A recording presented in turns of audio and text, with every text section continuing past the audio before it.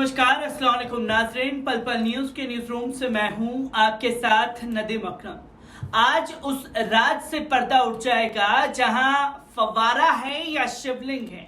ज्ञान व्यापी मस्जिद को लेकर के जिस तरीके का छीछा लेदर किया गया, उसकी तस्वीरें देश की जनता के सामने हैं। जहां ये दावा किया जाने लगा कि साहब जो ज्ञान व्यापी मस्जिद है उसकी खुदाई हो तो मंदिर निकलेगा, और फिर निचली अदालत फैसला देती है कि आप सर्वे टीम बनाइए, सर्वे जाती है। 4 दिन तक कुछ नहीं मिलता, पर 5वें दिन ये डिक्लेयर किया जाता है जो फव्वारा है वो शिवलिंग है, जिसको लेकर के विवाद बढ़ता चला गया। मामला कोर्ट पहुंचा और कोर्ट ने ऑर्डर दिया कि इलाहाबाद हाई कोर्ट जो है इस पूरे फैसले को देखे। और इलाहाबाद हाई कोर्ट आज ज्ञान व्यापी मस्जिद को लेकर के फैसला करने वाला है, पर फैसले से पहले धारा 144 लागू कर दी गई है, मस्जिद की सिक्योरिटी बढ़ा दी गई है। और इससे यह संदेह लगता है कि ठीक बाबरी मस्जिद के दौरान भी फैसला आने से पहले ये तमाम चीजें की जा रही थी और अपील की जानी शुरू हो चुकी है कि फैसला कुछ भी हो, लोगों को संयम रखना चाहिए और कोर्ट के फैसले का सम्मान करना चाहिए। क्या बाबरी मस्जिद की तरह भी ज्ञान व्यापी मस्जिद को लेकर के फैसला आने वाला है, जो कि कई सारे सवाल लगातार खड़े कर रहा है। और सवाल यह भी खड़ा हो रहा है कि जब सारे सबूत होने के बावजूद बाबरी मस्जिद का जो वर्डिक्ट आया, क्या उसी वर्डिक्ट के आधार पर इस ज्ञान व्यापी मस्जिद को लेकर के भी फैसला दिया जाएगा। और ज्ञान व्यापी मस्जिद को लेकर के 1991 एक्ट की जो धज्जियां उड़ाई गई हैं, वो भी लोगों के जहन में ताजा है। किस तरीके से आज फैसला आएगा और धारा 144 लागू की गई है, पहले इस पर नजर डाल लेते हैं। ज्ञान व्यापी श्रृंगार गौरी विवाद में वाराणसी कोर्ट आज अहम फैसला सुनाएगा। जिला अदालत ये तय करेगी कि ज्ञान व्यापी मस्जिद के कैंपस में मौजूद श्रृंगार गौरी मंदिर में पूजा की अनुमति देने वाली याचिका पर सुनवाई की जाए या नहीं। वाराणसी के जिला जज ए.के. विश्वेश ने पिछले महीने हुई सुनवाई के बाद 12 सितंबर तक फैसला सुरक्षित रख लिया था। बेहद संवेदनशील माने जा रहे इस केस में कोर्ट के आदेश के मद्देनजर आसपास के इलाकों में धारा 144 लागू कर दी गई है। शहर में हिंदू मुस्लिमों की मिलीजुली आबादी वाले इलाके में पुलिस फोर्स की तैनाती की गई है। पुलिस ने कुछ इलाकों में बीती रात से ही गश्त बढ़ा दी है, ताकि आदेश के बाद कानून व्यवस्था के हालात ना बिगड़े।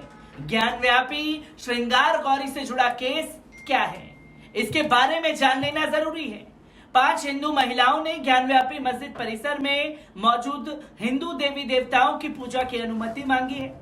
महिलाओं ने खासतौर पर श्रृंगार गौरी की हर दिन पूजा करने की इजाजत चाहिए थी। कोर्ट के आदेश पर मस्जिद में सर्वे भी किया गया।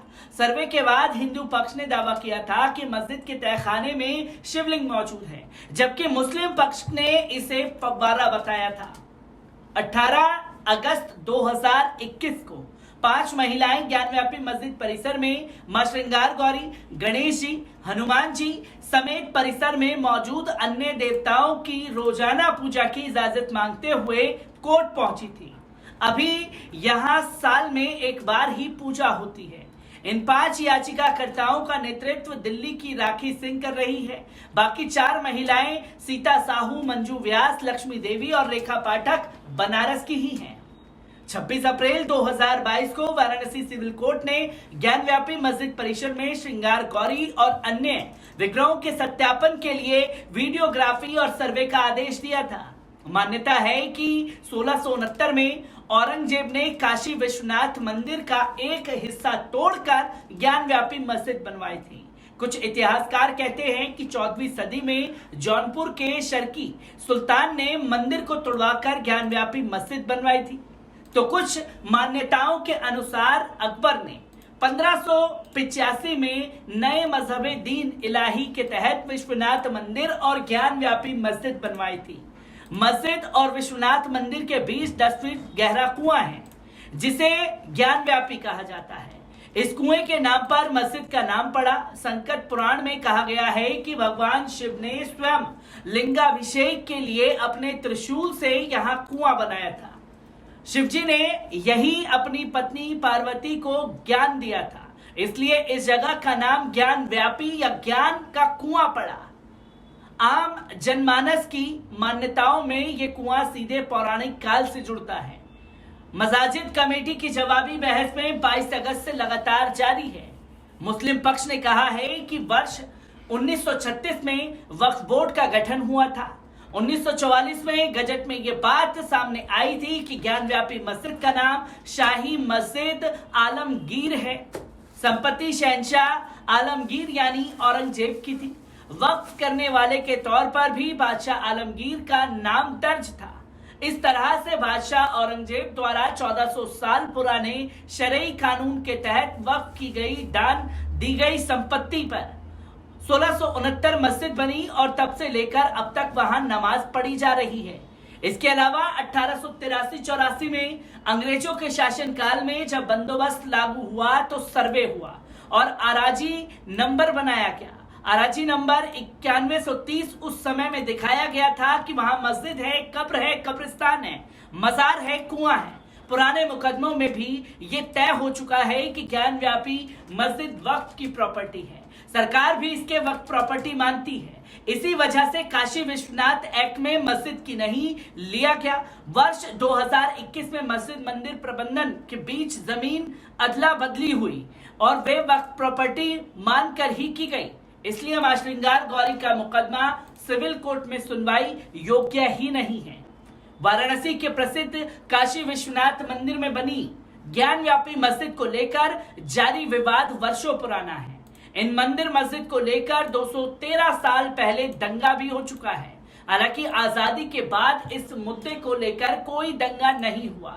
ज्ञानव्यापी को हटाकर उसकी जमीन काशी विश्वनाथ मंदिर को सौंपने को लेकर दायर पहली याचिका अयोध्या में राम मंदिर मुद्दा उठाने के बाद 1991 एक्ट वाराणसी के ज्ञानव्यापी मस्जिद विवाद में हिंदू पक्ष का दावा खारिज हो सकता है।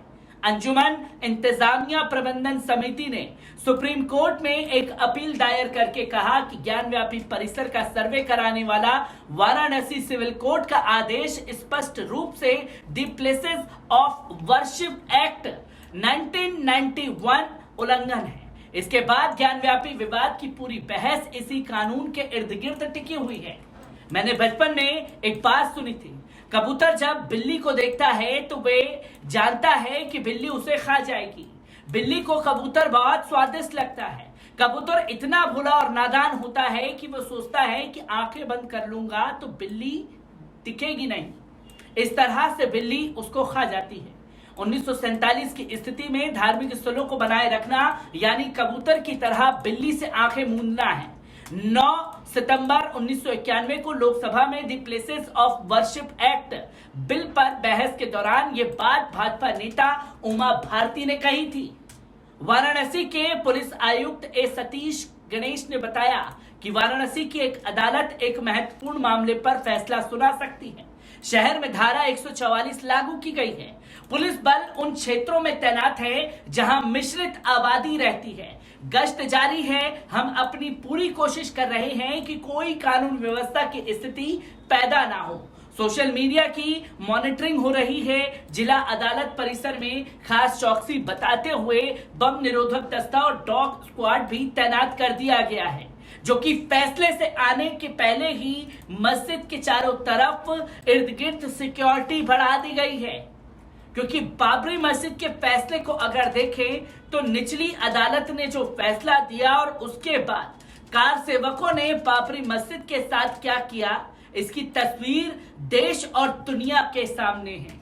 और आज फिर निचली अदालत जो है अपना फैसला ज्ञानव्यापी मस्जिद को लेकर के सुनाने जा रही है। क्या तमाम चीजों को ध्यान में रख करके सबूतों के आधार पर फैसला किया जाएगा या फिर यह बता दिया जाएगा कि साहब देश में आस्था बढ़ी है और आस्था के आधार पर ही फैसला दिया जाएगा। मैं ऐसी ही खबरों से आपको रूबरू कराता रहूंगा। दीजिए इजाजत, शुक्रिया।